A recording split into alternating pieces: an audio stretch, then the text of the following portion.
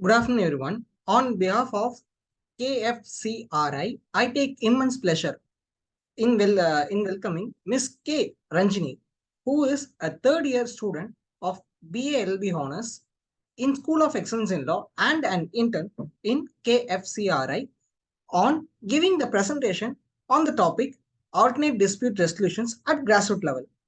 The forum is now to Ranjini. Good afternoon, everyone. Today I am going to present on the topic of alternative dispute resolution at grassroots. Before moving on to the topic, let us understand about alternative dispute resolution. Till now, we think that we only have judiciary to solve our disputes. But other than judiciary, our laws provided some other ways to solve our dispute, which many of us aren't aware of. That is alternative dispute resolution.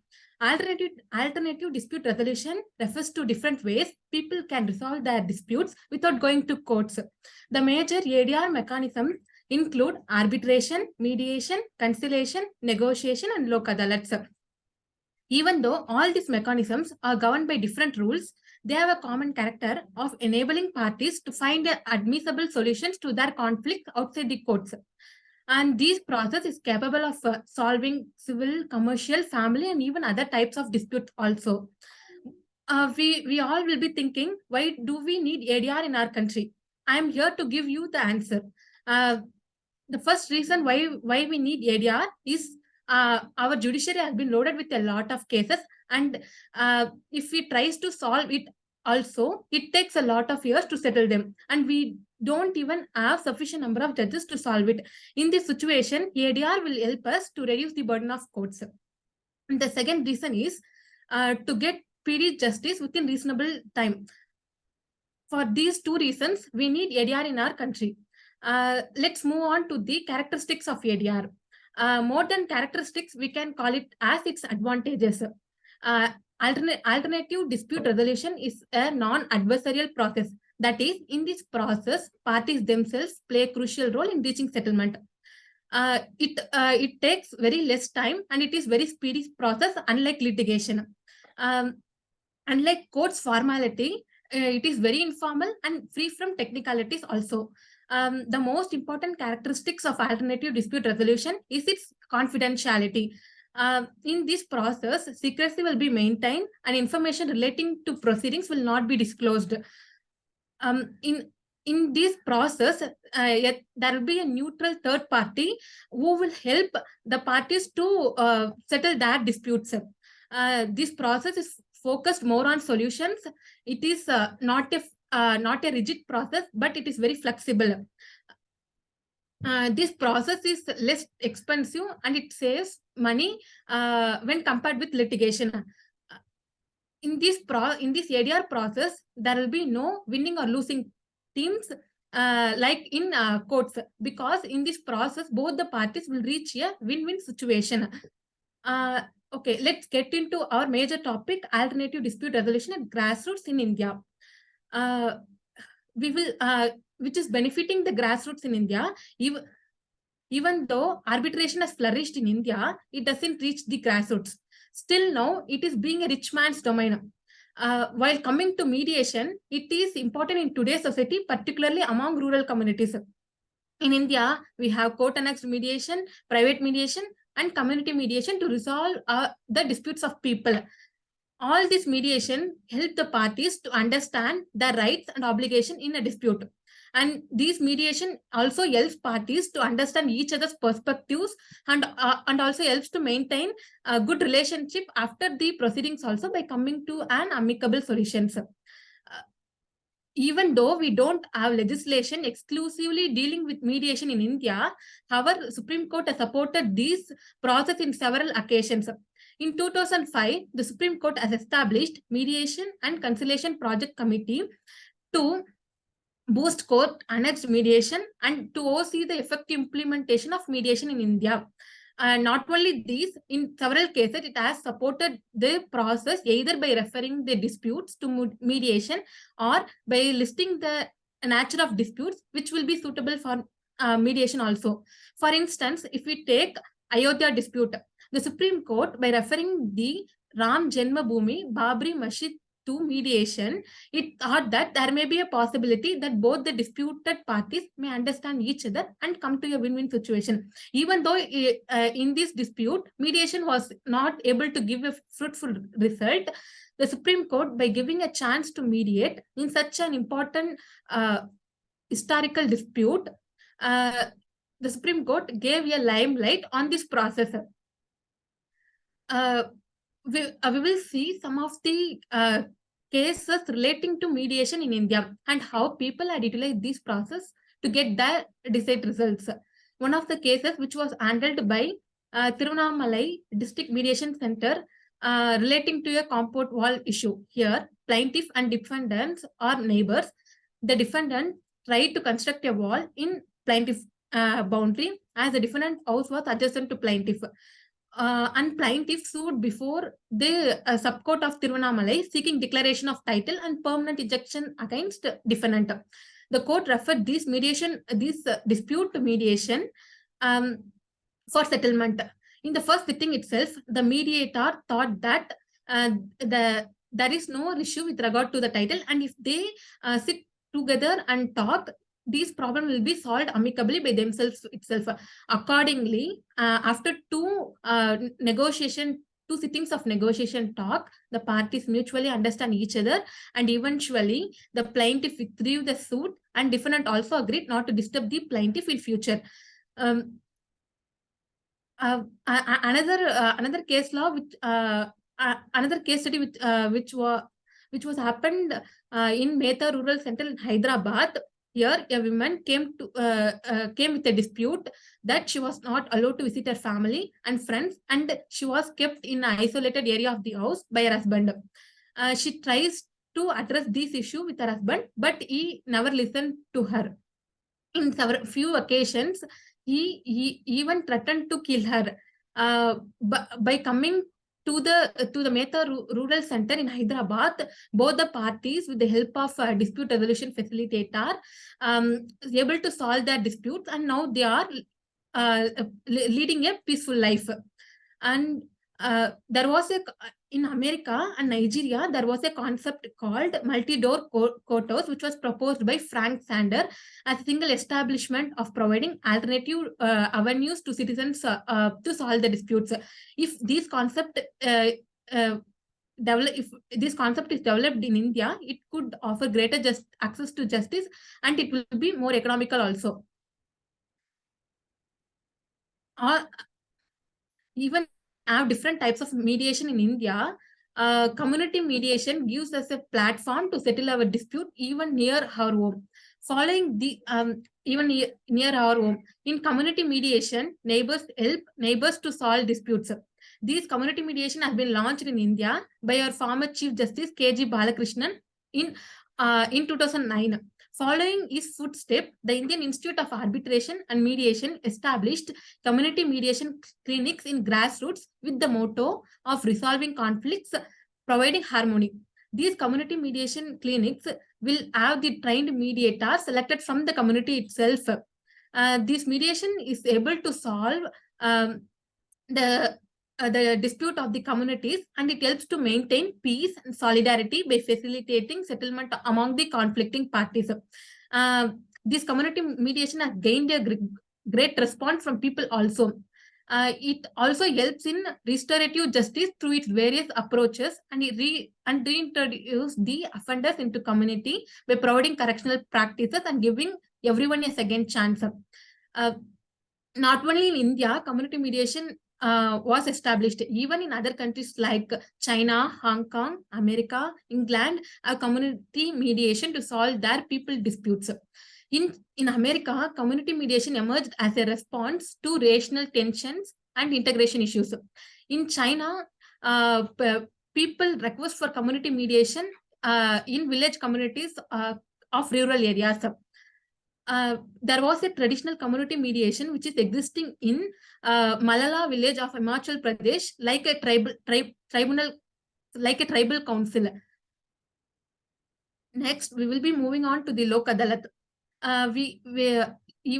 Lok Adalat means people's court. It is one of the most celebrated form of ADR in India. Even though many people, even though it is celebrated, it is one of the celebrated form of ADR. Many people thought it as a ordinary codes rather than treating it as a mechanism of ADR. We should educate people in this aspect because people are thinking like that due to lack of understanding and knowledge. Yeah, these Lok Adalat is recommended by legal service scheme headed by Justice Bahawadi, and afterwards it has been given a statutory status by enacting Legal Services Authority Act. Lok Adalat has some special characteristics. Like when a matter is filed in Lok Adalat, people don't even need to pay the fees. If a matter is referred to Lok Adalat by courts, the fees originally paid in the court will be also returned to the parties if it is settled by Lok Adalat. The decision of Lok Adalat is final and it is equal to that of the degree of civil court. From the inspection of Lok Adalat in India till now, it has been functioning successfully with the support of high courts and other lower courts. Even conciliation services are also available to citizens through the innovation of Lok Adalat and conciliation committees.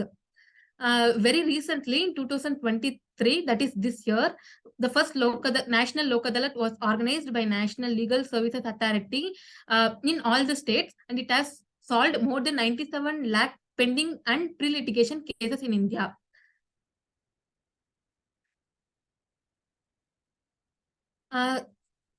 Next, we will see a specialized form of Lok Adalat dealing exclusively for women. That is Mahila Adalat. It means women's court. It is a kind of alternative dispute resolution forum specifically designed to address women's marital and family-related problems.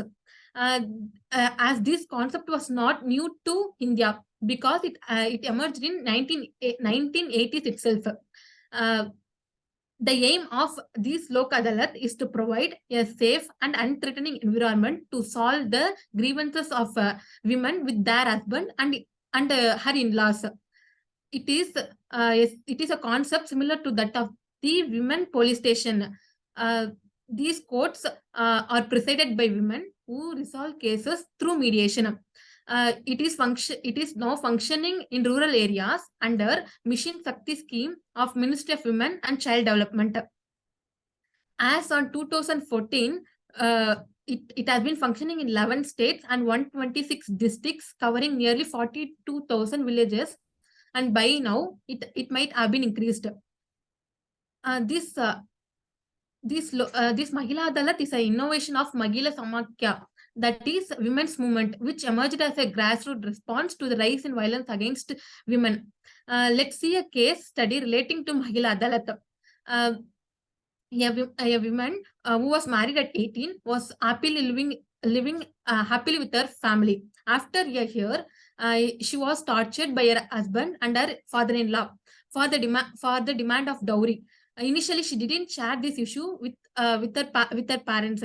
But when the torture increased, she left her matrimonial home and returned to her native place. The woman's mother-in-law filed a complaint in Mahila Adalat, stating that she is rude with them and she would like to stay in her native home only, and also threatens them with dire consequences if they force her to return to her matrimonial home. But her mother-in-law didn't say anything about the torture given to her. The Mahila Adalat investigated this problem, and finally, one day, both the father-in-law and husband accepted their mistake, and the Mahila Adalat also gave a judgment in favor of that woman, and asked her family to create a violence-free environment for her. Finally, let us see a traditional dispute resolution system which is existing in fisherman communities, particularly in Kerala, Tamil Nadu and Sri Lanka. That is Padu system. In Padu system, eligible members of the fishing communities will be given permission to undertake specific fishing activities in certain fishing grounds during specified seasons. If we take Kerala, this Padu system was governed by Sangams. Sangam, there are 3 Sangams in Kerala: Kodi Padu Sangam, Ayyappan Padu Sangam, and Murugan Padu Sangam. All these Sangams have 3 basic functions. First, this Sangam will facilitate equitable access to the grounds. Second, it is to provide collective social responsibility, and third function of the these sangams is to provide mechanism for conflict resolution. So far, we are concerned with conflict resolution. If any dispute arises between the 2 parties in the community, it will be taken to the sangam for resolution, which has elected members as arbitrators. If the fishers, if there is any dispute between the sangam officials itself, it will be dealt by the sangam officials during meetings. If any fishers set their nets on different road, there is no mechanism to deal with such conflict. This is a major drawback in the system, and because there is no link between these 3 sangams, these 3 sangams not interact with each other and with licensed net fishers and also with different levels of government. And these sangams are also registered with the High Court, State High Court Register Office, and it have a set of rules governing their operation.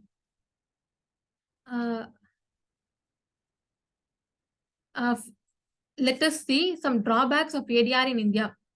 In India, people doesn't have enough knowledge and understanding regarding PDR. So it will negate the true essence of this process.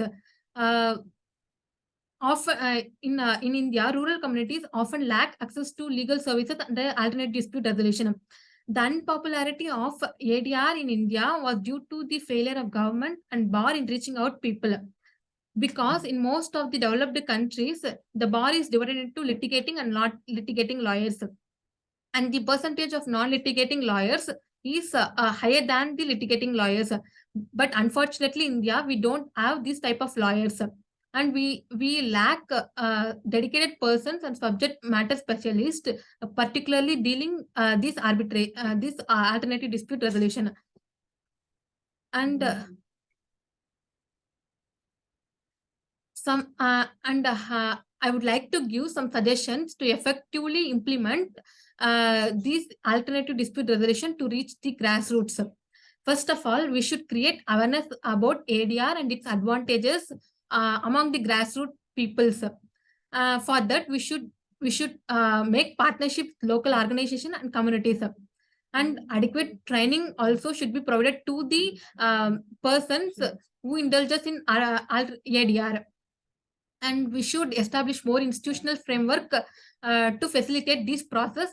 And even from school onwards, this should be given as a subject to know more about this process. Finally, I would like to conclude my presentation with the quote of Justice N.V. Ramana, who said that keep the option of going to courts as last resort. Thank you.